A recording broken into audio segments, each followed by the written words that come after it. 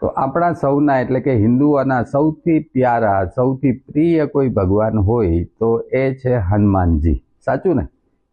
તો ચલો જાણીએ, આજે ચેક કરીએ કે આપને હનુમાનજી વિશે કેટલી ખબર છે.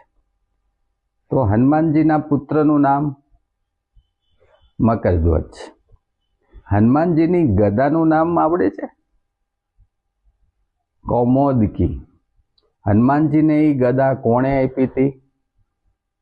ખુદ ભગવાન કુબેરે. હનુમાનજીએ પર્વત ઉંચકો તો એ પર્વતનું નામ આવડે છે? એનું નામ છે દ્રોણગીરી.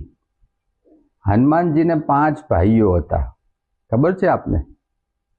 ગતિમાન, શ્રુતિમાન, કેતુમાન, ધૃતિમાન અને મતિમાન.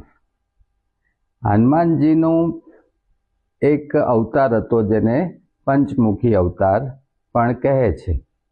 તો તમને ખબર છે કે એના 5 મુખો કયા કયા હતા? નથી ખબર? ચલો કહી દઉં. એક હતું ગરુડ, એક વરાહ, એક નરસિંહા, એક હતું હેગ્રીવ અને એક ખુદ વાનર. આ 5 મુખ હતા. અને હનુમાનજી કોના અવતાર ગણાય છે?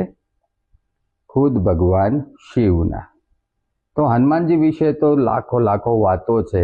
મિત્રો, હનુમાનજીની આ વાતો બધાને શેર કરો, જેથી કરીને આપણા દેવ વિશે આપણને થોડી વધુ સારી ઇન્ફોર્મેશન મળે.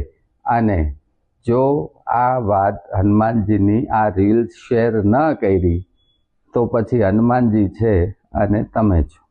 Thank you.